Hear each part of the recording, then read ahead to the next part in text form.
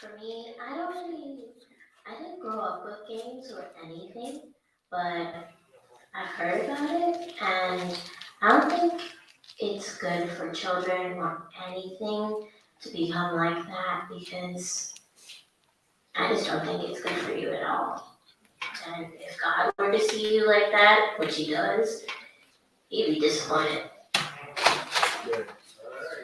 I personally don't associate or have any experience with gangs myself, but I definitely have seen, some of the people that I grew up with take a turn and go down that path. And, it's crazy to see that these people that were on honor roll or in gifted classes and stuff like that have ended up in places that you couldn't have imagined them to be in if you had asked a couple of years ago. And I think it's very easy to fall prey to that when it's what you see every day when you leave your home. Like one of the gentlemen said earlier, when you step outside your building and that's the first thing you see, that's an environment that you're accustomed to. And then when your friends are involved and then they talk you into it, or, sometimes it's not always just like, yeah, I'm deciding to do this. Sometimes it's just slowly, over time, you find yourself more and more, more and more like you become succumb to it. I feel like that's really the case with some of them. And then now the drill music has become much bigger than it used to be, probably 10 years ago. Drill music is really on the map, especially in New York City. Before it used to be Chicago, everybody's like, oh, Chicago is so crazy, it's so dangerous. And now, New York is combating that idea. And, it's not really a bad thing that, people are making music and doing something that they're passionate about, but the negative side effects is that this is what our youth is seeing. They're looking at these music videos and they're looking at these rappers or these people that they know and that they've grown up with, and these are now their role models, and these are the people who they are looking at when they are looking for what they should be doing with their lives. And you'd be surprised how young some of these kids are, and they walk around saying things that they hear in a song or that they've seen in a music video. Like, it's actually scary when you see kids do this stuff. Like, the little dances are cute, but then when they start throwing up gang signs, you're like, whoa, now, where'd you learn that? What's going on here?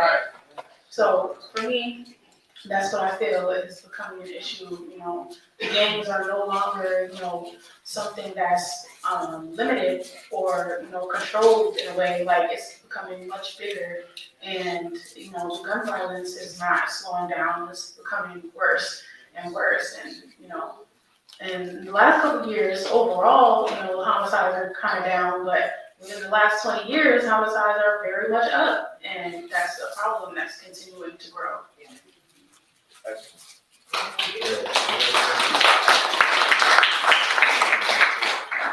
feel like the reason a lot of young adults carry guns with them is because it gives them a self of protection, I guess. It protects them because that's the truth. It does protect them. Like, if a person puts a gun on you right now, like, you'll be scared. You'll all be scared. But yeah, it's for protection, and I mean, I bet that with a lot of gun carriers, there's probably a sense of inadequacy, and they're probably compensated for something, whether it's a feeling of weakness or they're probably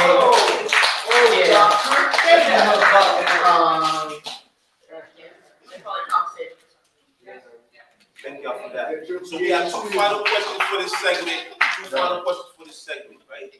The first question is a real important question, right? Do you feel that adults or parents listen to you? Right? Do you feel that adults or parents listen to you? Why or why not? well, I feel like my mom listens to me. I'm sort of my nana. Well, it's because they're my mom and my nana, they're family, so it's easier like that. But like, if it's a regular adult, like somebody I don't know, I feel like they wouldn't listen to me because they feel like they're older than me and they have more power over me because they know more and they see more. But I feel like it's kind of a balance because, like, for example, right now, you guys needed us to understand what's going on and why we're doing certain things in the community. And so I feel like, we need a balance type thing. And I feel like adults, like, a lot of adults fight for power. I feel like they fight each other for the power because they're like, I'm an adult, you're an adult, so like, how are we gonna solve this? Because if it's a kid and an adult, you feel like, yo, sit down, like, type thing. So, I'm in the middle with this question because there are some adults who do listen and some who don't. I've been around a lot who don't listen and some who do. And sometimes there's like a big percentage of the adults who usually listen the most are the ones who don't have kids. It's no shade at all. It's no shade at all. But I actually I realized that, and it's kind of odd. I don't know, because when you meet other adults that have kids and have had experience around kids, you think that they probably already got to know and understand a child's mindset and how different it is, and that not all kids are the same, because there are a lot of adults who think that this generation has gone downhill. I do believe the same thing too, but also at the same time, our generation, we are realizing things. We are very smart. So we're realizing things and we're understanding things, and we're taking the things that our parents told us when we were little, because people of color, we learn things as younger. Our parents always teach us when we're way younger of certain things, and we get older and we see it and we realize it and we experience it and we point it out, but we're disrespectful.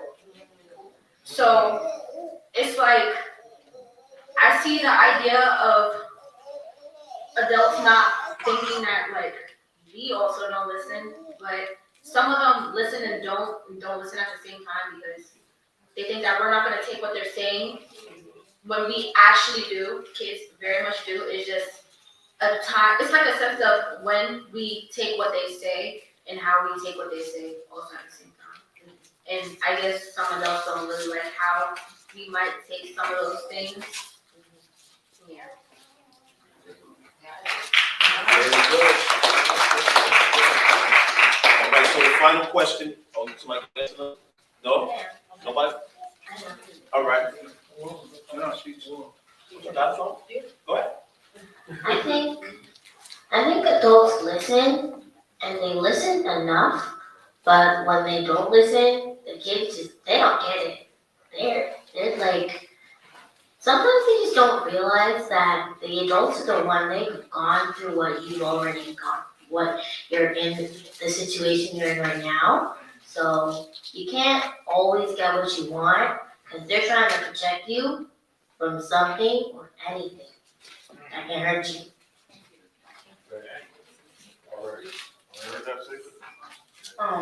Someone said earlier that adults are not always right. And I'm not gonna say that adults are always wrong, because that's not the case, but I do think that it is important to, even if you disagree with your child or you know better, definitely to hear them out.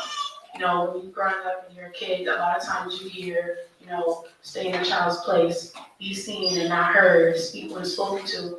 And sometimes those phrases right there are the reasons why so many issues go unnoticed and for so long, whether it be mental health or other things that, we have to experience on a daily basis. And it's not dealt with, it's not treated, it's not even acknowledged, and that's because sometimes parent doesn't want to hear it, or even if they don't want to hear it, sometimes it's just better ways to deal with things.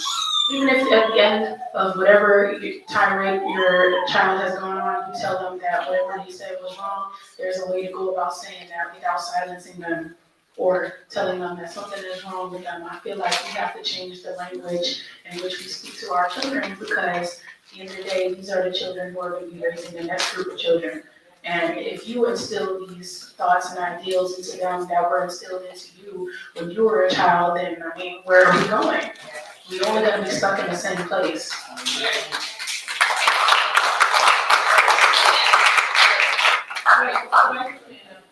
Question. Wait, we gotta wait for the questions to So end. we will have time for the questions. We're gonna have one more panel. After this section, we're gonna take a break, have another panel, then all the panels will come back. Please write down your questions. If you have some point that you wanna rehash, write them down so you don't forget. We will have an opportunity for the audience to ask questions to our young people. Yeah, I was gonna say young people. So I would just want to rebuttal, my husband and I, we have two 28-year-olds, one 26-year-old, and one 19 now. And we definitely understand where y'all coming from. Sometimes we just have to just listen to what they're saying and allow them to speak, because we give the seed, right? We plant the seed. But every time you plant a seed in your flower pot, not all flowers grow the same way. So in other words, we plant the seed by giving them the knowledge, but everybody interpret it their own way. Now, some of our children gotta bump their doggone heads, and then they come to us and cry about it, and we still have to continue to plant that seed. It gets tiring. We understand, we're parents. We don't want our children to be hurt. But our young adults here, let them bump their heads. Let them come back. I'd rather for them to come back to us and go and turn to somebody in the streets. And with that, we're gonna close out. I just want to give you the cheat code though, that's it. Okay. Cheat code. All right, let's give it up for our we're gonna take about 10-minute break. About 5 years. All right, 5-minute break. We're gonna take a little break. We're gonna reset the panel, and we're gonna bring back our people to finish out the program. Okay, all right, I just want to say some things. Okay, I just want to say some things while we're getting ready to get our snacks and stuff. One of the things that I talked about earlier was suicide. Suicide amongst the young people. Things that we can do. This team suggested 7 methods for suicide prevention. One mic, y'all. One mic. Can we get one mic? All right, everybody. We need one mic. I know everybody's moving around adjusting, but if we could just have our ears open for a second. Just have our ears open for a second. We gotta do what we gotta do, but we need to listen real quick. Okay, so, all right, 7 methods for suicide prevention. 1, ensure that small community-based organizations and Black researchers have clear access to suicide prevention research and implementation funds. 2, increase the amount and availability of funding for suicide prevention research and implementation. 3, create safe and supportive spaces for Black youth. 4, evaluate the implementation of 988 National Suicide Prevention Lifeline to understand the impact among Black youth and other communities of color. 5, understand the role of financial concerns play after hospitalization and accessing follow-up or transition care. Reduce financial concerns about involuntary hospitalization. 6, make mental health services more accessible. 7, engage the Black church. Now, this is something that the Black church and the mosque as well, amen, can get into. Engage the Black religious organizations to get involved in suicide prevention initiatives. Okay? There is a lot of work that we can do. There's a lot of work that we can do. And so we each have a mission, or we have missions. We can chew bubble gum and walk at the same time. Amen? So there are a number of things that we can do, and we need to apply ourselves to them when we're talking with each other. Iron sharpens iron, as they say. We need to bounce ideas and thoughts off of one another. We need to come up with concrete and mortar, things that we can build on. We talk a lot, but we don't build enough institutions, amen? We don't build enough institutions. We need to build institutions that we can pour these young people into when they turn around and look for something to engage them. We got something to engage them. We got an institute, or we got a center, or we got something to engage them in. I want Robert Hart before he goes out. Don't try to sneak out, Robert. Don't try to sneak out on me, Robert. Robert Hart. Come here, man. Come on. Grease in his lap. Yeah, listen, I know you got something to say. And before you do that, Before you do that, the next panel is, Well, we have, okay, you got it? yeah. Okay, all right, so we got Brother Rasul is on the next panel, Affinity is on that next panel, and so forth. Okay, great.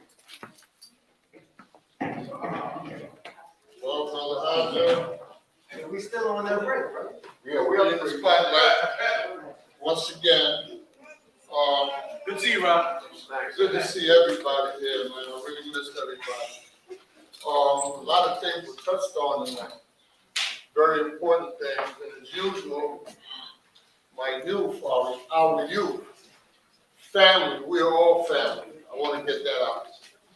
And I'll address everyone all the time when I do have a microphone or I'm on stage or whatever. We're all family. We need to recognize that fact. Our youth need to recognize that fact. Because from what I understand, most of them go into the gangs because they don't feel they have family. They're not part of the family.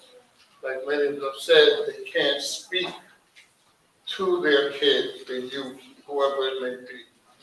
We all play a part with these youth. And we have to pick up that mantle ourselves. We're talking about passing the baton, but we have to pick up the mantle as being adults and having a positive role to speak to these youth. We love them. We need to show it. We need to let them know that they can approach us. Families United for Solutions, who I'm representing directly tonight. The Circle of Brothers, together we've been doing this for at least 4 years. And what is it, the 7th? And this is the 7th year. I've been speaking to the Circle of Brothers for the last 4 years to do this youth summit more than once a year, 2 to 3 times a year, so we can keep up with these youth. Let them see, we want to see their growth, what's going on, and then pass it on to these young folks that they can actually exercise and do this youth summit themselves. That's what it's about. They are the youth. Let them bring more youth in and have a summit. Talk about where they're at in life. They need to conversate with each other on a positive note. There's no room, if we coming out, like Brother Dorman said, coming out of the project with the piss in the elevator, the feces, and nothing but negative distractions all around, that does something to our youth. It's not just the projects, it's the tenement house, just how we live in. We gotta change how we live in. If we want things to be better, we gotta be better. This life is a school. I feel that this life is a school. And I'll become pretty lazy as a student. But you guys, or we all have been blessed with this age of technology and communication. So I'll sit back in my house, lazy, and watch YouTube, different things. But I'm learning something. It's nothing that's not there. It's even more information than we receive in our school. Sister Shani said that we need to change the curriculum in our schools. That's extremely important because our people are our people, copper-toned people. That education in those institutions are different than we are. It's definitely setting us up to follow a certain path. That's why a lot of us have problems in school. We don't want to stay because it's not communicating with us. It's not a smooth transition or They also mentioned after school programs. That's where we need to be. That's what we need to be, an after school program that starts to change that curriculum. Most of the things that's going on now, yes, we're living in an extreme time of chaos. What are we going to do about it? To me, I see a lot of things where we're actually being forced to be more independent, to be more self-sustaining. They push us out, they stop, they close this door on us, this, that, and other. Let's open up our own doors. Let's do for ourselves. We're not going to keep turning each other away. Let's stop doing that. Families united for solutions. Amen. That's what's up. And we have to stop. Trauma was spoken on. These are the after effects, and it's what's that rule of science? Cause and effect. We got to look at the root cause. Where did it start? What's happening? What was the thing about being a doctor? You got to ask, you got to ask the person in front of you, what's up? What's wrong? How you feeling? You got pain? From 0 to 10, what is it? Where are you today? That's why I love living with them. Because they are doing many things that I see need to be done. No, man, you got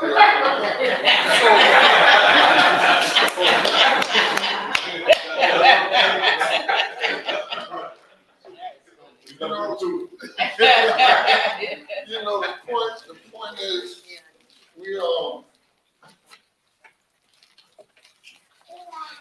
one of the underlying missions that we need to keep in mind is to be independent, to be on our own. These doors closed, we gotta open up the door for ourselves. Hazel always tells me, you need help, look around the room. It's there. Closed mouths don't get fed. And we gotta speak like that with each other. It's about building.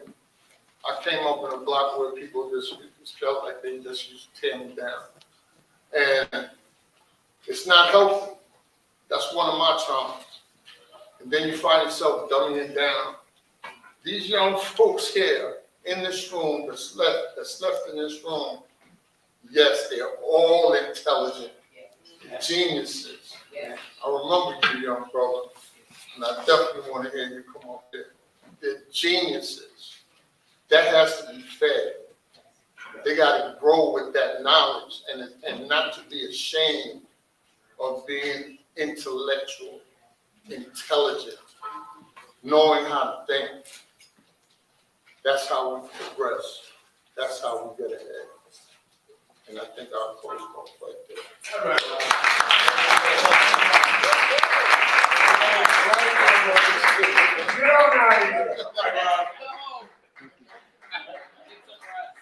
Listen, been a minute since I seen him, and to see him in this capacity, yo, good to see you, brother. All right, so everybody that's ready for our next panelist, next panelist, come on up and take a seat. Come on up, brother. Come on up, sis. Come on up, sis. Queen, young queen. Fellas, come on up.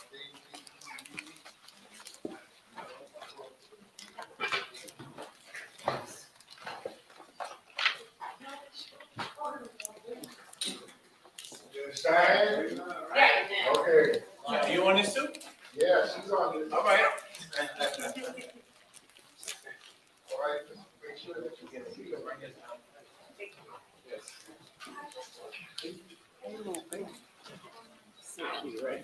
Yes, you're supposed to. Yes. You're supposed to be here. Okay, so we put another Okay. chair up there. You need another chair? Yes. Yeah, that's- Everyone just like move, like shift your chair. Oh, we got it. Okay. I'm sorry. A little more, a little more.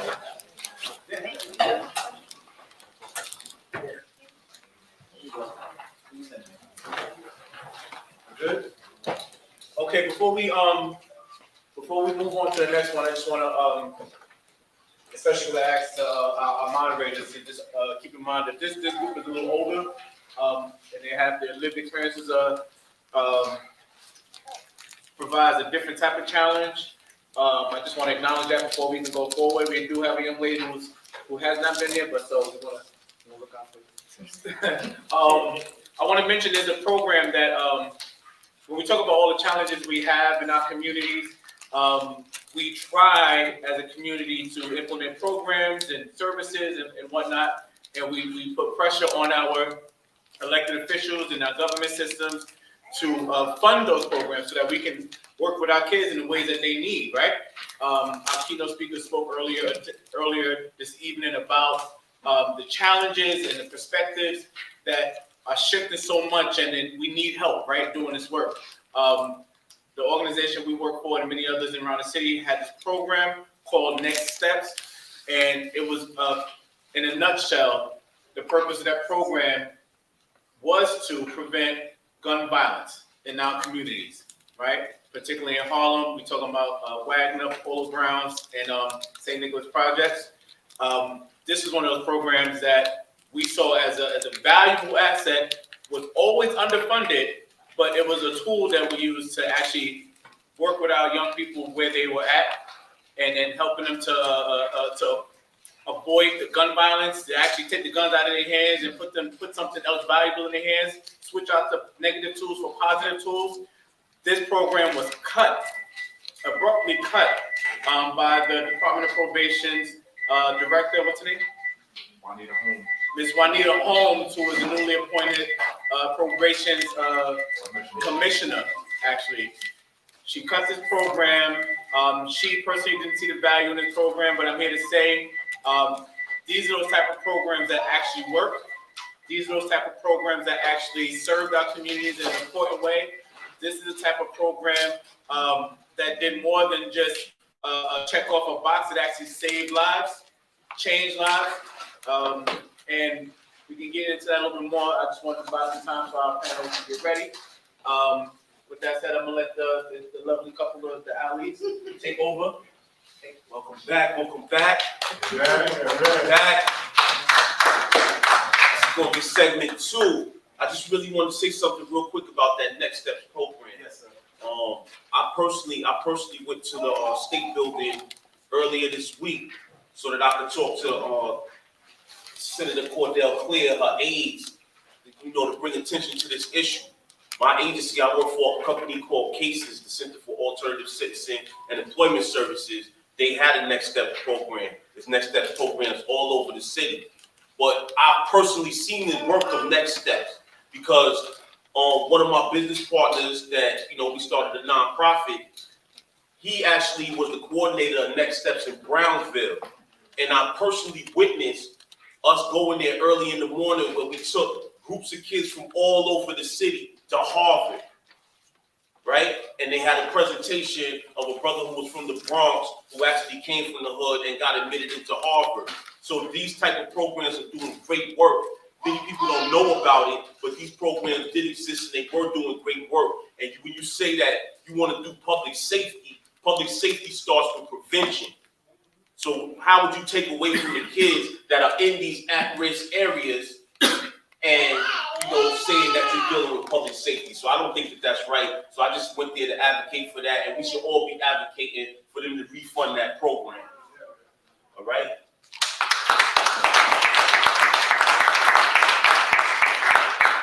So let's start this the same way.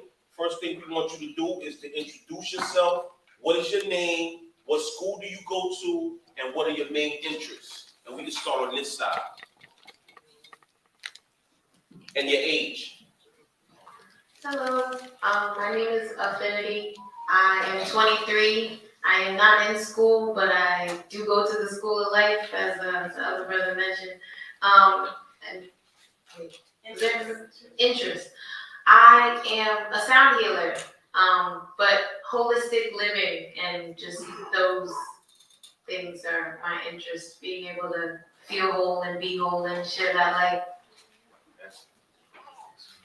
My name is Zoe.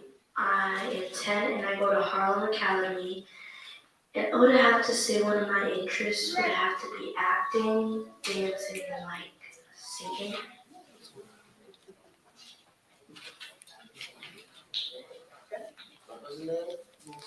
What's your name, your age, what school do you go to, or what, are your personal? My name is Robert. I'm 27 years old. I'm not in school right now. That's My name is Dave Twan. I'm 26, and my interests, I would say, is music and clothes. I make clothes with my brother right here. Peace and blessings, family. My name is Brother Rasul. I'm 29 years old, and I serve in the capacity as a student in the ministry class of Muhammad Master number 7. And my interests are personal interests, reading, writing, and music, and most of all is sharing the wisdom and knowledge that I've gained from my teachers to help lift the hearts and minds of our people. My name is Cheyenne. I'm 22. Currently, I'm not in school, but my father makes fun of me. I think you gotta pick it up. Yeah. My father makes fun of me because I go back to school for like everything, because interests of mine are helping people, and I haven't pinpointed exactly how I want to help people. So in that, I've gone to a traditional college and I majored in psychology. I was like, maybe that wasn't for me. The pandemic, the way that learning was going in the pandemic, it kind of deterred me from that. Then I did medical programs because I thought this is how you help people during a pandemic. So I have several certifications there, but I feel there's a greater calling for me than those certifications. So I'm not quite satisfied with that. So still looking on what I'm going back to school for. Okay, so we just basically gonna say the same thing, we don't fight. We just wanna give off some, bring y'all into the vibe of everything. So we just wanna smooth out cool questions right now. What is your favorite type of music? Starting with. So I would say like this year, I've really been trying to grow in my relationship with God. And in that, I don't listen to as much secular music.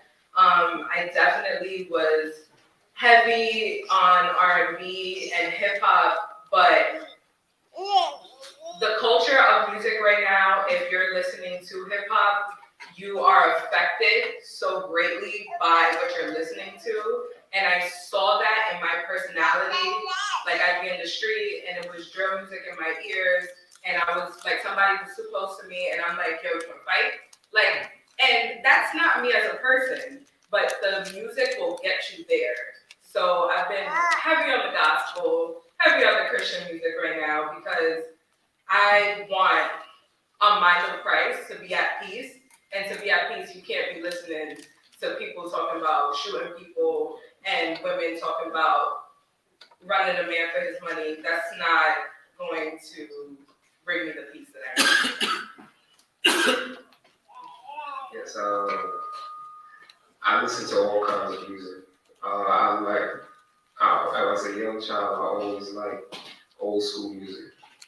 My parents, they always used to play all the old classics, Aretha Franklin, Stevie Wonder, Gladys Knight, the Pips, Prince, all of them. Today I listen to all kinds of music, all music that keeps, as my sister said, my level of thinking and frequency, the music that matches the frequency that keeps me elevated mentally and spiritually. Being that I make music, I would say the music I listen to is whatever my friends make, I listen to my friends, myself.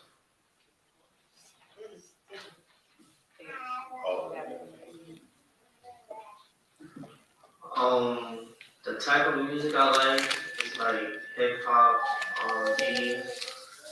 As I said earlier, I'm an entrepreneur. I got my own music company, clothing line. This is one of my artists right here. You can look us up at MADGE Records. Change the plug, change the plug. What you said? That's all Are good. you plugging in right now? And I just. I listen to a lot of music like with a lot of high notes, so like pop and like I guess opera, cause like I really wanna like stretch out my vocal cords. I would say I listen to all genres of music. I am classically trained in vocal performance, but I grew up on all different types of music, so I incorporate all genres into the sound healing that I contribute to the world. I listen to myself. Very good. So we definitely want to say that music will take you to a different space in life. So we know when we listen to, I hate to say the person name, the R and the K, it was like, woo, that type of music. Al Green, Aretha, it was messages. But we must remember, hip hop is a message too. It might not be our flow, but it's a message. So pay attention to the message, because sometimes those messages, it ain't always positive. Everybody listen to Dougie B, Cardi B, City Girls, remember that? Oh, I'm just asking. So what challenges do you personally face today? What challenges? We can start over here. I would say for the most part, like initially financial insecurity, because I've always been really like straightforward with how I want to move or the things that I want to do, the things I'm interested in. It's always been music, writing, words. So that was really the biggest aspect of it, and yeah, just making sure I had support in places that I wanted to be, because I knew that if I had the support in those places, I'd be able to give back to those places. But that has been a little bit difficult because it's not always that easy to get support in your community for doing positive things. So yeah. So usually I like know what I'm about to do, know what's happening, but ever since I started 5th grade, I guess I would say there's like a lot of homework. I have to worry about practicing for acting, and so like it's a lot. It's just jumping up. Also worrying about my baby sister, my mom, and everything that's going on. Being consistent and trying to figure out what I can do to be the best.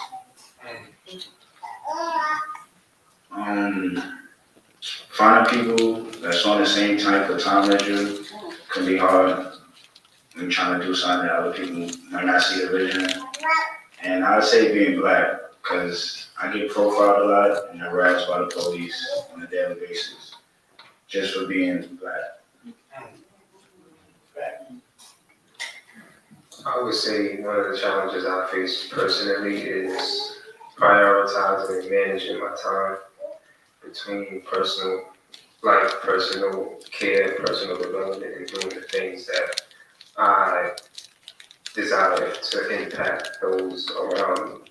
I believe one of the things that I've challenged personally as well is finding an avenue to manifest my gifts and talents and using that to invest full time into what it is that I desire.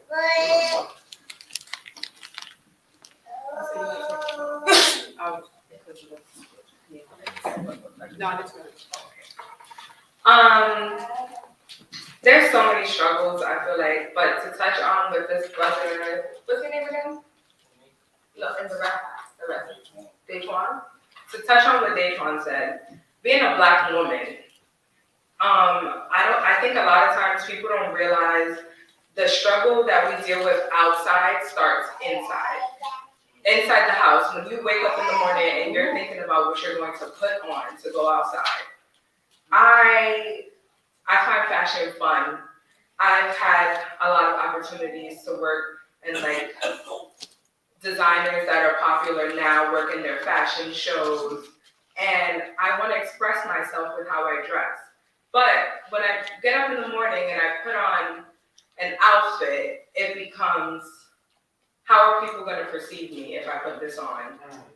How, if I walk outside right now, how many guys are going to target me because my jeans are too tight, or because my skirt might be between my legs when I'm walking, or if I bend over and some cleavage might show, and it's not ever the intention, but that becomes something I have to think about. If my shirt is too tight, do I put on another shirt over it?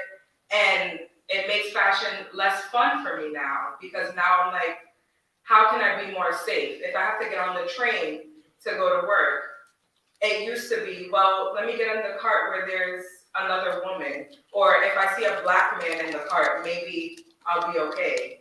And it's not even that anymore. So I say being a black woman, because we're never safe.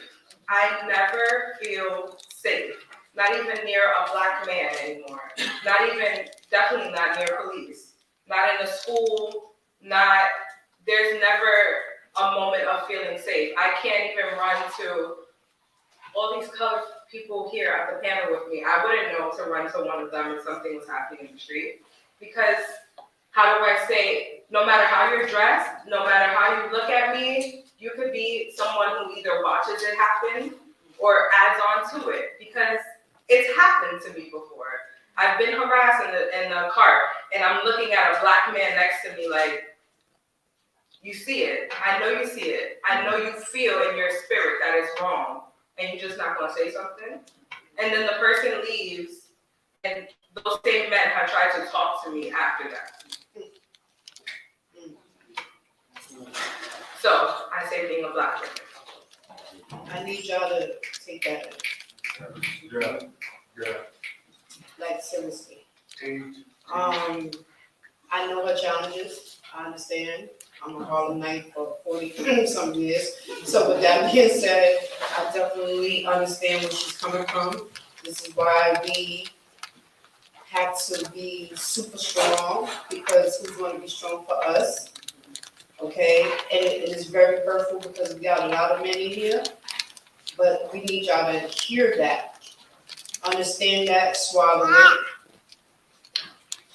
it. Yes, definitely stand up. I was told, because I want to take out the garbage. My husband said, put the garbage down. I am the man. You are the woman, and we're gonna work this out together. And that's when I was like, oh snap, I got a woman over here. So, with that, I need y'all to really take that in. That was deep. All right, so let's get to it. Let's get right on down to it. All right. How do you feel that race personally affects your life?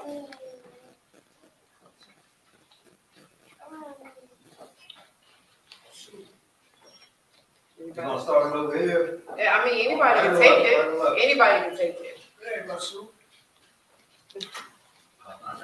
Well, when you say the word race, you know that a race has a beginning and a race has an ending. And the Most Honorable Elijah Muhammad said that the black man has no beginning nor no ending, for we are the mother and father of civilization. So when I understand who I am, how that my race doesn't become a challenge for me, my race becomes a propeller for me to deal with the outside world and those that are against me becoming identifiable to myself. So I don't see it as a challenge, I see it as a propeller. Hold on, I need you to repeat that, because that is another something that we need to really understand about ourselves, our blackness. Please repeat that, because some people on the side front, back, don't even understand what you, the gym, don't drop the mic that you just said. Please repeat that. Race has a beginning and black people, we are not a race because we have no beginning, no, we have any ending, because we are the mother and father of civilization. And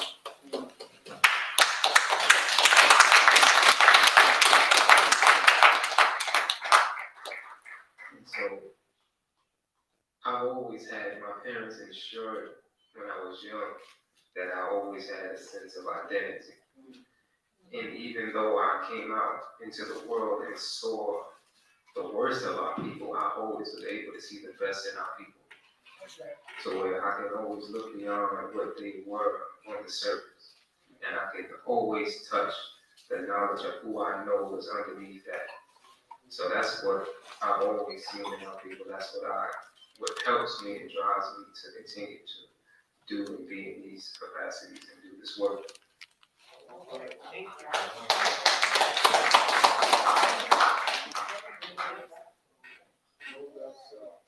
Anyone else?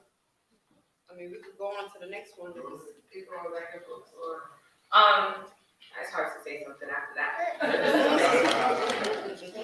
But I will say that there are definitely, in society now, our society definitely tries to put the black man down and tries to make the black man and the black woman feel less than. And, you know, I work in a predominantly white environment, and we were talking about the Kardashians, and they were saying how the Kardashians love black men and how they can't be racist because they love black men, and they had like a debate about that. And then it came to something about it being how Kim Kardashian is like who women look up to in society, and how she puts black women down. And I said it's funny how society, right, puts down the black woman but wants to beat the black woman. Yes. So everyone's getting their bodies done now to have curves, and they're getting lip fillers, and it's white women putting on wigs so that they can have curly hair or braid their hair and put in beads. They're trying to steal our culture. They love, now they have taco nights and fried chicken somethings and whatever, and they hate us because they can't be us. Because everything that they tried to take from us and the scraps that they left us, we made so much of them. And now they don't even want what they try to take from us, they want the scraps. Because we seasoned them. Or they took suits and they took the fancier clothes and we made streetwear popping. Now people are rich and they want to wear clothes with rags in them because we made them, what's up? We made them have an appeal. So everything we have has a certain appeal and now they want it. So it's hard for us because we've allowed them, okay, for society to make us the oppressed. And it's designed to keep the oppressed, but we need to first realize that it's all within. If we commit, our mamas make chitlins, eating liver, and the parts that they try to throw out. Like if we can do that, you think that we're nothing? You think that we don't have it within us? So yes, it's hard in this society because now it's built towards the white man, but it's built off our backs. So we got this, guys.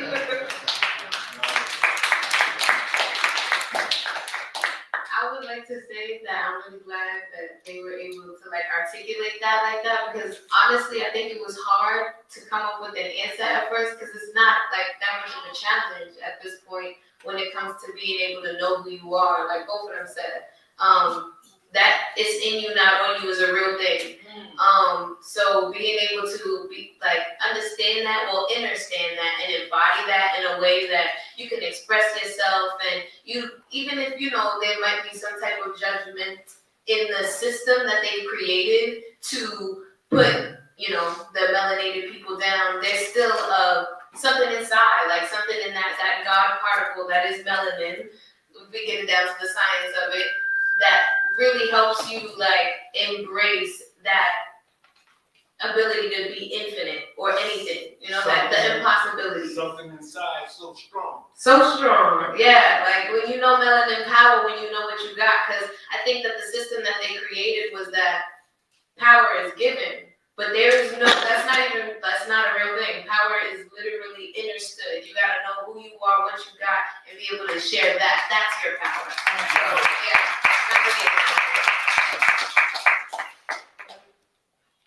That makes a lot of sense. We're going to we got a couple more minutes to go. How is everything? And if you know that you have the power, you hold that power. You hold the power. We must stop allowing people to tell us we don't have the power. So the biggest thing nowadays is gender.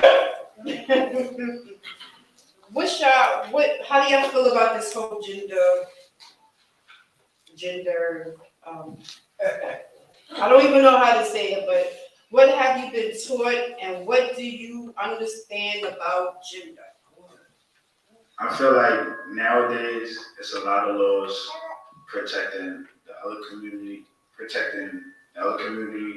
against us, but there's no laws protecting us against them.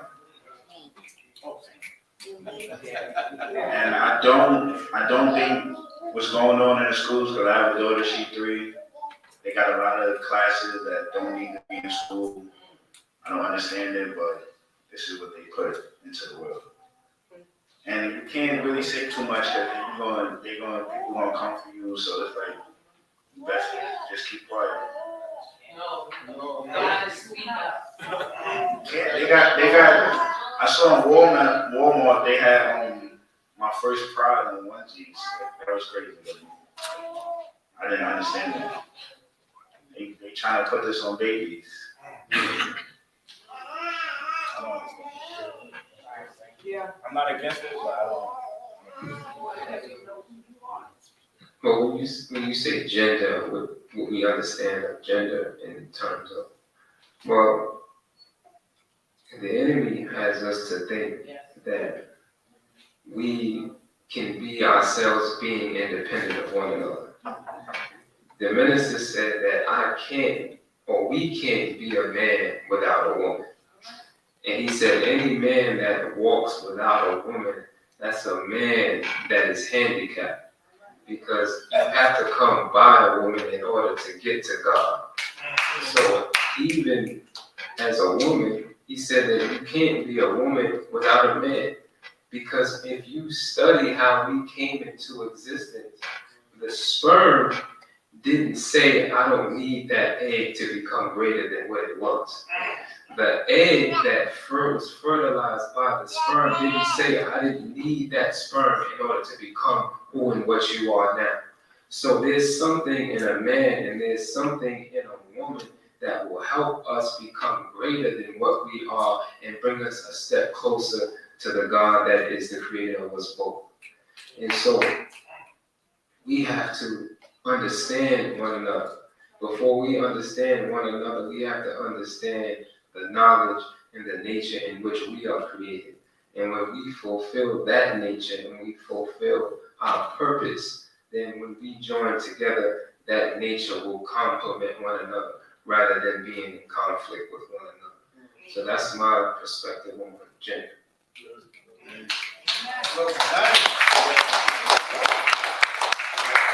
Anybody else want to touch that?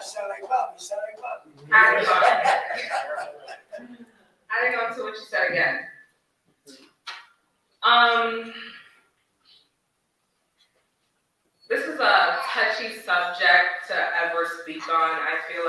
because you don't want to offend someone. You don't want to be labeled someone who hates everyone now because half of our population identifies with this community. But I think so me personally, I was like, people can identify with however they identify. They can use whatever bathroom they want to use as long as it's not going to affect me. That's how I felt. And then I went to fill out a form. I don't remember where the form was for. And it asked me to check off my gender. And I was looking for a woman or a female. Right? And I could not find just a woman. So now I'm 22 years old. I know how to fill out my own forms. I mean, I know there's some people who still ask their mamas to fill out these forms for them, but I hold my own birth certificate. She don't have to go under the mattress to get mine. So I know how to fill out these forms. And I'm looking, and I had to go to one of the employees who work there, and I'm like, I'm a woman. What do I check off? And they're like, well, you're a cis woman? Like what? And I'm like, I was born a woman. Like, I don't know what a cis woman is. And they're like, if you were born a woman, you identify as a woman, you know, like explaining to me what a cis woman is. And I'm like, okay, so a woman? So now I'm like, I don't want to check off a cis woman because now society where we're getting is they're forcing us now to put ourselves in the box because they don't, or ourselves in the closet because they don't want to be in the closet. And God made man and woman. God did not make cis woman. I don't identify as a cis woman. So now with us being quiet, right, because I was quiet, now we're forced to check off cis woman. So that made me not want to be quiet because I'm not a cis woman, I'm a woman. I'm not going to call you a they, them because that's plural. When I was in school, they, them was plural, and now I'm supposed to refer to one person as plural. Because mental health and split personalities is something different. Okay. Listen,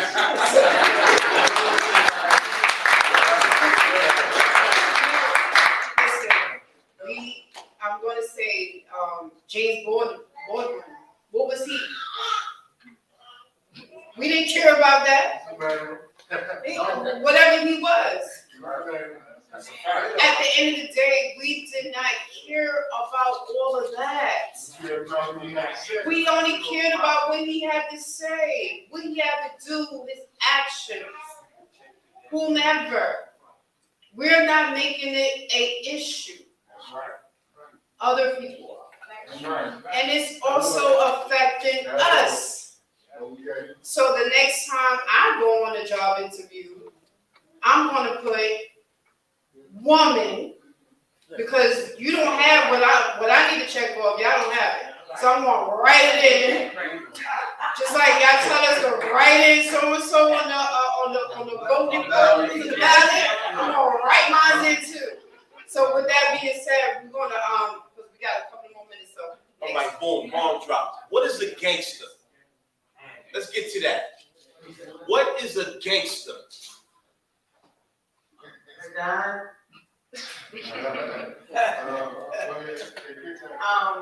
I mean, personally, I say like G all the time. I refer to like people as G.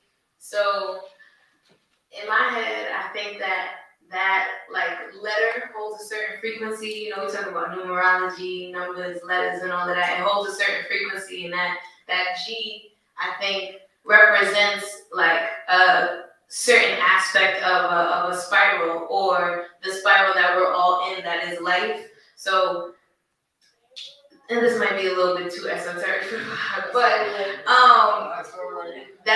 that code is really something that you understand or you understand when you hear it and when you see it, because it represents somebody that has overcame or, you know, has turned their into gold. Like they really know alchemy in that sense. So in my definition, I feel like all of the people who really do refer to themselves as a gangster or a G, like in every sense of the word, it's more so I'm understanding the God in me. And I am able to change my situation, my predicament, by doing what I have experienced or seen come to fruition and turn it into something that I want. I like.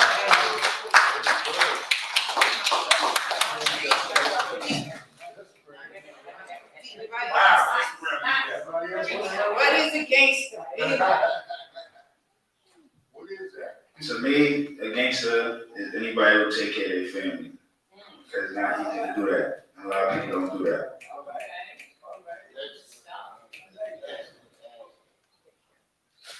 All right, because I know I keep talking. But gangsters have changed, I feel like. So I talk to my grandparents about this all the time because growing up, I thought a real gangster was pretty cool. Like, he did what he had to do to take care of his people and his money and his family. But the gangsters had morals and values, and they all respected that, even rival gangsters. And nobody was pulling up on somebody with their family or their kids in the houses that their mothers lived in and traumatizing their families in these ways. Now, you, your kid, your girl, your mother, they killing everybody. And now, just anybody correct whatever they want to write. There used to be, you had to prove yourself to really get in these games. Because there was a moral compass within the game. They did have certain things they would do and things they wouldn't do. Now it's 12-year-olds, 14-year-olds talking about their gang and they a big homie and this and that, and they don't even know what they stand for. The gang that they are claiming, you don't even know when it was made, when it was created, what it was really created for. And people in gangs and they can't even fight. Okay? So and now everybody just want a gun, and now y'all on Instagram talking about each other, and you run up on somebody and you're gonna shoot them because you was talking about each other. You just gonna take somebody's life. Like the real gangsters, if it was a problem, they would fight about it. Like, and if you felt some type of way about the fight, y'all would run back and fight again if you needed to. But now we just taking this person's life, their sister life, their mother, people's kids. There's no real gangsters no more. There was gangsters before. Gangsters, the other side's wife could have had an issue, and they wasn't going to spit on somebody's wife. She was falling on the floor or something. They would still help the other person, but that is a woman who did not come into that life. Now, forget about it. It's no moral compass, no nothing. So there's no gangsters no more. That's true. People just claim it. That's funny because I lived on like I said, my life, 40th Street was number one. Excuse me, 47th Street, 40th Street, 39th Street. All that was me. I have seen gangsters look like this young man right here. That's right. That's right. Yes, in the way back, yes. I used to see gangsters wear suits, and you wouldn't even know what they was about. Okay? And when they got a handle, they got a handle. And it be silent. That's why we got people like Nick Bond and Resident Mabel that did some stuff. Now we knowing about it now. But all the OGs in the house, they know about that stuff. Okay. Can I make a comment? In a second. One solution do you have for some of the issues facing you today? All right. Anybody? Rasul, why don't you take We that? want the youngest. Oh, you want the youngest? Yeah, start with the youngest. That's right. We got a couple the minutes, so we can't. Pass that down to her. I'm sorry. I'm sorry. Yeah. So I feel like a lot of kids in my, not in my class, but like in grades higher than me, talk about things that they don't even know about, because they want to sound cool to their friends. And then when my friends think that what they're doing is okay, it makes me feel like, do you even know what that means? And then when they're like, oh my gosh, okay, if you really think this is so bad, I'm gonna do some research on it. So then when they finally find out what that means, they're like, okay, I'm sorry. So then like, I feel like they're just doing this, not even to, like, just to impress people, to seem cool. Usually makes that research.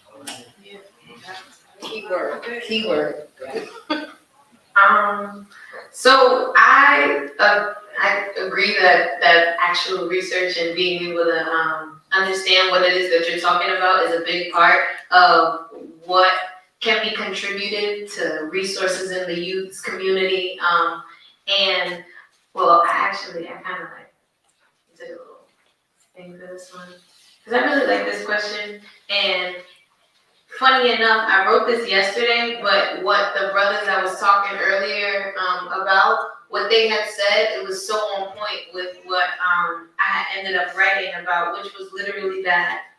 Okay, once I find it, that will make my life easier.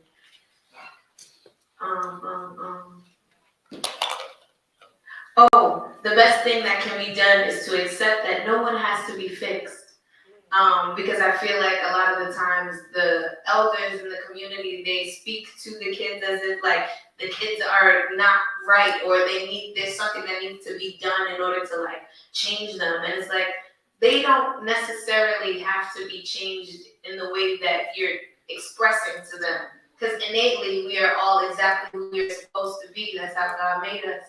And regardless of the challenges that we may face due to our environment or our experiences, there is still a way to take in that growth positively. And I think that once we accept that piece of it, and we can all like do the individual work in order to communicate between and amongst each other properly, intergenerationally, more consistently, because I think that these types of conversations are very important. And I'm definitely an advocate for that, as well as providing resources and programs that actually are doing things that the kids want to engage in. Like they were talking about the Next Step program being cut. That's crazy because that does sound like one of the few programs that would actually contribute some type of change. And like what I had mentioned earlier, being able to like provide these programs and community conversations and discussions sometimes gets a little bit discouraging because you telling people about these positive conversations you about to have, and they're like, oh yeah, but like we can talk about that another time, or I got other things to do, when the time is now to have these conversations and to do the things that you put to the back of your mind and you don't want to think about. So resources and learning about what you say, but being aware of your words. That's a big one. We take one more response to this, but we gotta go to the Q&A period. All right? So if anybody else want to respond, then we can just go to Q&A. What's the question again? Solution. What solution do you have for what the youth are facing today? I feel like the youth, like, they know all the wrong things. Like, they know what stores they could get weed from, where to get the drugs from. But they know this because it's like not many programs and resources where they could go to do the things they really want to do. Like, and it's not, nowadays it's not cool to do nothing but the bad things. The good things is not cool no more. Like, I feel like there was more programs and stuff like that where like you could pay the kids to come learn things. Like I feel like more kids would come. Cause it's like they're getting paid instead of being outside or something. Okay. Thank y'all for that. Can you go just one Sure. more time? Sure. Speak about spend back in the basketball somebody. All right, like me and my brother, it's not my blood brother, but we family, like, my brother. Yeah, me and my brother, like, we started Spin Back, that's our clothing line, that's our brand. We also got a record label, but, like, if we have resources, we do a tournament this summer in the St. Nicholas Projects, that's where we from, out of our own money, like, but it should be grants given for us to do positive things in the community, because nobody else doing it. Absolutely.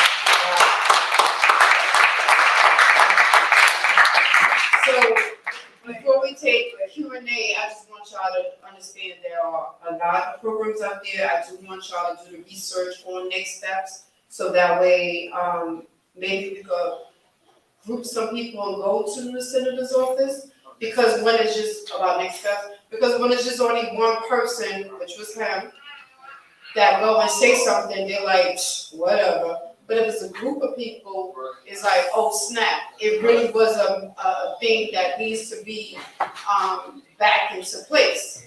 Now, I'm the employment specialist at my job. And I have people from the ages of 18, 25, 26, 27, 28, 29. We have a lot of resources. I go out in the community and I talk to a lot of people and I give them the resources on free programs. And they will also pay you to be a part of the program. None of them come to the office. So I hear what you're saying, but there's somebody out there that's actually boots on the ground and bring it right back to the office. And it hurts my heart because there's a free plumbing program at Watson's on 155th Street. Granted, people would not look at that and say, I do not want to be a plumber. But when y'all talk about entrepreneurship, you can make your own time, your schedule, and everything else, and make some good money. So let's stop playing. If y'all want to see me, I don't mind giving up that information, because I chose that job so I can come back into my community and give them the free trainings. So if anybody want that, you can always come see me. Not you. No. Let's raise our own money so we can throw them a basketball tournament. We don't have to wait for the government. Let's get out there and as a community and raise some money so we can get this some jerseys, some basketball, and some water, and we can start our own tournament. We gotta move. Yeah. Question tonight. So that said there, we got the whole summer next year to be able to go to basketball tournament all year round. The two that sit right there, they also the ones that were supposed to bring clothes to sell. Because what we want them to get our understanding of, we support them, right? We love our kids, right? So our reality gotta be their reality, and our reality gotta be our understanding that we invested in them. We go to Dr. J, we go to all these white folks and we spend our money, but we don't spend our money with our own people. They got an they got the Cash App, they got Zelle. All you gotta do is send them the money, they bring you the outfit. It ain't too many stores that bring you the clothes. That's my opinion. Thank you. Any Q&A? Anyone have anything to ask? Yes, ma'am. Okay. My question is to the young man who talked about we don't move. When he talked about race and how it propels you versus hinder you, and that it's something that you strongly believe in, I want to know, is it fantasy or reality? You know, we live in America where we're racist. It's a racist nation, it's a racist country. How do your belief propel you? How does it propel you to the next level? To where you're at right now, where you can walk into any room knowing the color of your skin and not feel intimidated in a room filled with white people. What if it's a job that you really desire? What if it's your dream job? You get nervous, and how do you not feel like you're going to be judged by the color of your skin versus the content of your character? Coach Martin Luther King. Thank you, Queen. Does anybody just Let's try to keep them good and short, but good first. Yeah. Well, you said, one of the things you said you live in reality. Well, it's a historical fact, it's an anthropologic fact, it's a genealogical fact that the black man and woman are the mother and father of civilization. But I would say in navigating these spaces, you know, when our fathers were brought here, they knew that they could not allow us to be ourselves, otherwise they wouldn't rule. Because two things can't occupy the same space at the same time. So in order for him to be the rule and be the man in his own house, he had to make us a boy. And he had to make us less, or make us boys and girls and less of who we are. And so when you navigate spaces where there's Caucasian people, even if you are yourself not in a superiority complex, but when you are yourself, naturally that becomes a threat to them. Because it becomes a threat to their rulership. But you have to continue to be who and what you are, because even though they made you nothing, zero may be nothing, but zero is the start of everything. So you are still chosen by God. I have to say, you are chosen by God. And I want to just make this point. When we talk about heroes, you know, it's a hero and it's a villain. The hero says, I'm not going to allow that to happen to somebody else. While the villain says that I'm going to do unto others as others have done unto me. So the difference between the two is how they respond to pain. And so our people have been hurt with pain. And each of those of us who've been hurt with pain, that is your qualifier to become the hero, because you're going to help to not allow what happened to you to happen to one another. So the Most Honorable Muhammad said that dissatisfaction brings about a change. And so if we are dissatisfied, then that's going to produce the change and help us to be the solution rather than the problem.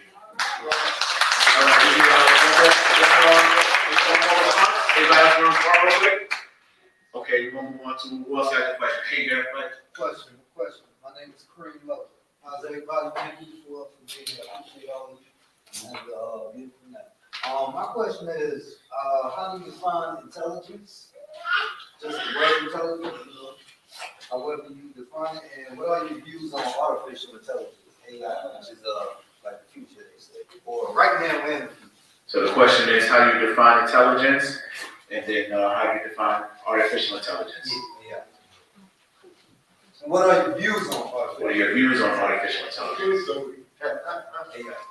I would have to say I want like a very building that is like supported by AI.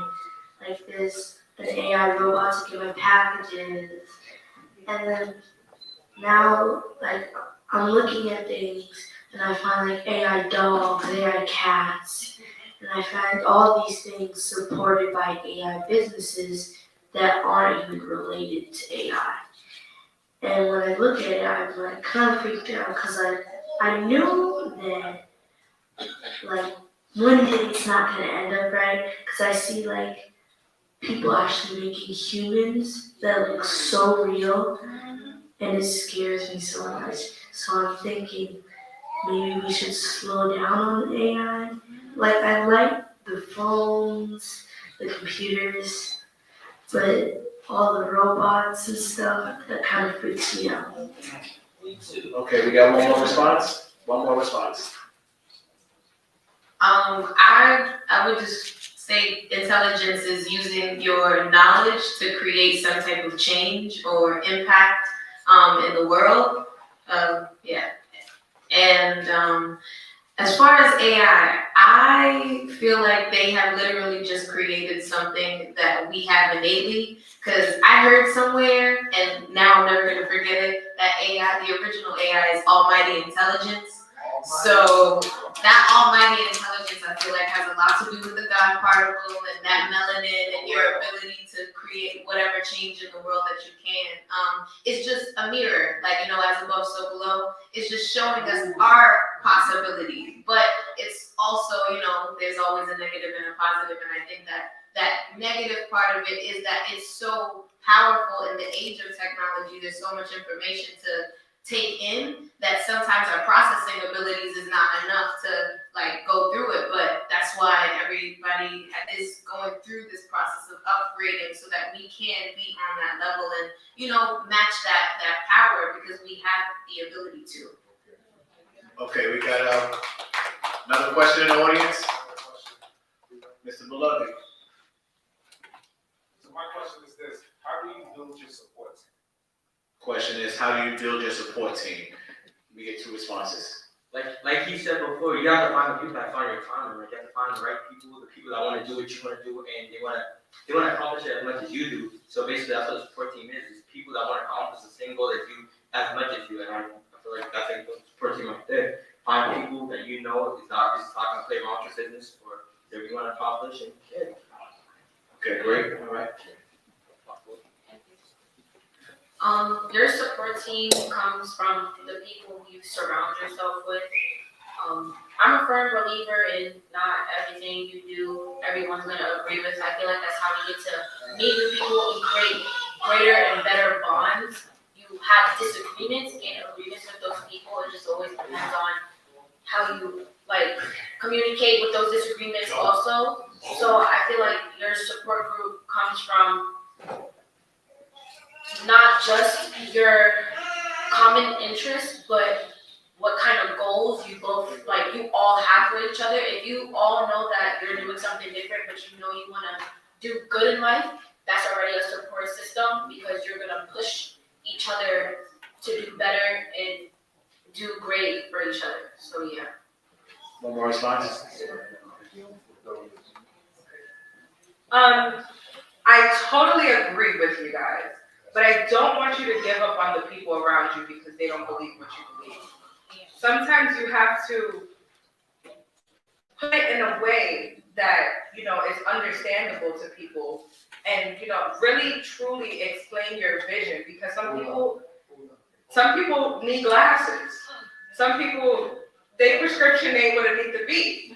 And, you know, I've had friends that other people would have given up on. And we don't want to be the people who've given up on us. You know, I want to get somewhere, but I want to take my friends with me. And you can't take all of them, you can't. But I don't want to get where I want to be and know that I could have done something else to bring people who was in the mud with me, who was poor with me, people who was hungry with me. If you could give them that same, you give them them same skills, you could bring them with you. And y'all be stronger together than by yourself. So I don't want nobody don't give up on the people around you just because they don't have that mindset. Be the annoying friend. Keep telling them. Say, I'm gonna do it. Don't say I wanna do it. Say, we gonna do it. We gonna do it together. You might lose them, but don't give up on them. We got one more time for one more question. One more. I'm gonna throw a bone down. Whoever. All right. Go ahead. How often does the school talk about the environment, how important the environment is? So the question is, how often does school talk about the environment and how important the environment is? And you are, and how important you are important to the environment. And how important you personally are to the environment. I need to keep these answers like 30 seconds. Go. Okay, so basically, schools don't really talk about too much about your environment. If they do, they see simple things like recycle, pick up after yourself, stop littering, all the bare minimum, basically. But they won't talk too much about global warming, climate change. If we ever do talk about it, it's an accidental conversation. That's how I see it. When they talk about how we're important to the environment, they just say that they don't really say much about it. It's just technically you have to be responsible of yourself as to what you do and how you treat your environment. I see it as how you treat your home is how you treat outside. So I don't know. Okay, let's get one more response, please. So my school talks a lot about environment, cause like I have this big gate that lets us play in the yard, so no one can like come in. And we have all this trash flowing into the yard, and then my school's like, we need to stop this, we need to prevent this, cause like no one's trying to help, no one's getting the trash off the sidewalks. And then like we have all this trash flowing in, people think, our teachers sometimes think it's our faults until they realize what's actually happening. So my school is big on environments. But like me, in my environment, my school's not big on that. But I think my after school program has more of a big topic. Cause like it talks about like who I am as a person, who I wanna be, what I wanna do. But like my school, it's just, when it happens, it's like a slight conversation, like just a little skim on it.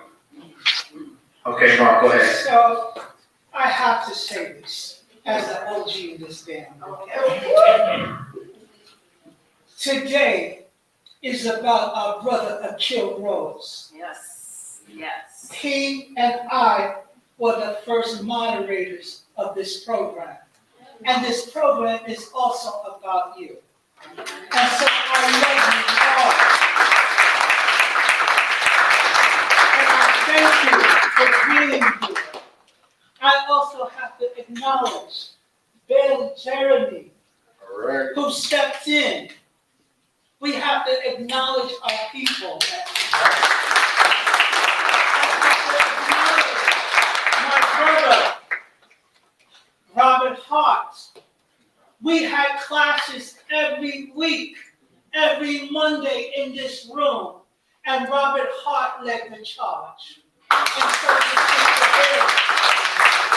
so we are here for the first time in 4 years. So we have to acknowledge that. And while I have breath in my body, I also have to acknowledge the God I beat and his queen.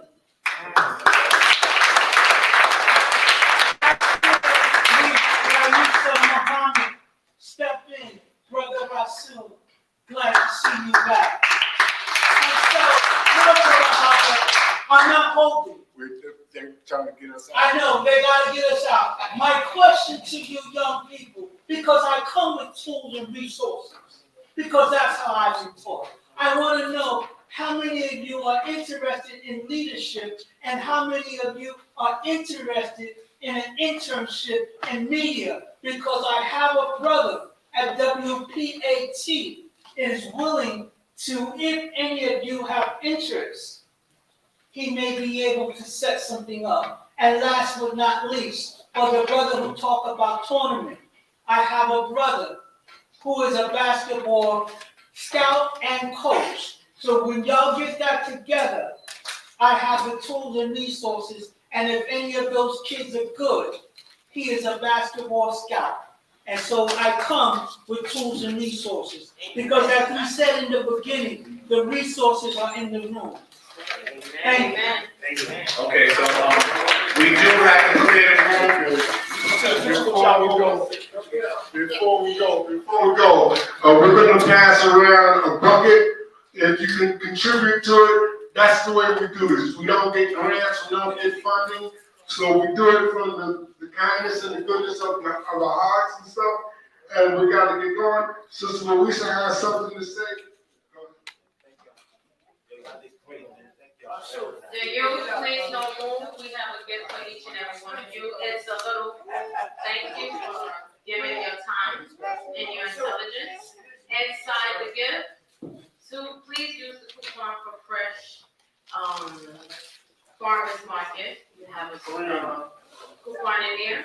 And as well as, I also do NYPD. You driving? Resources, explorers, and the auxiliary program for free. Free scholarship. And massive for free. Okay, we even give I got a out call you, man. opportunities as well. Okay, so each bag is for you, for saying thank you for your time. Thank you for showing up. And you have the card inside, okay? Thank you.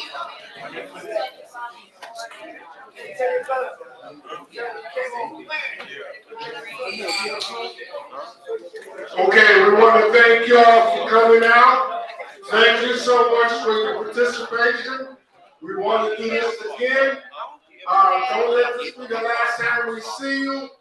If you need information, there are brochures on the table that we need to pick up. My phone number is on there, so you can get in touch with me at any time. So thank you once again. God bless you and travel safe. Why you following me around, man? Huh? Oh, pick up your water bottles and your coffee cups and put them in the receptacles, right? We don't want to leave the place messy. You gotta do it more time. We talking all the time. You following me? I got your number. I didn't look at the site. 63 West 125th Street. It's called the Family Enrichment Center. I would like you guys to come through. We want to start a men's group, a women's group, and a youth group. Please come through. 63 West 125th Street. Just come through. We're talking get there. Wingstop building. Thank you.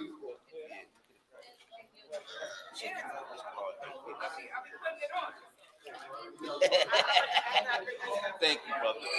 Nice to meet you. Zay.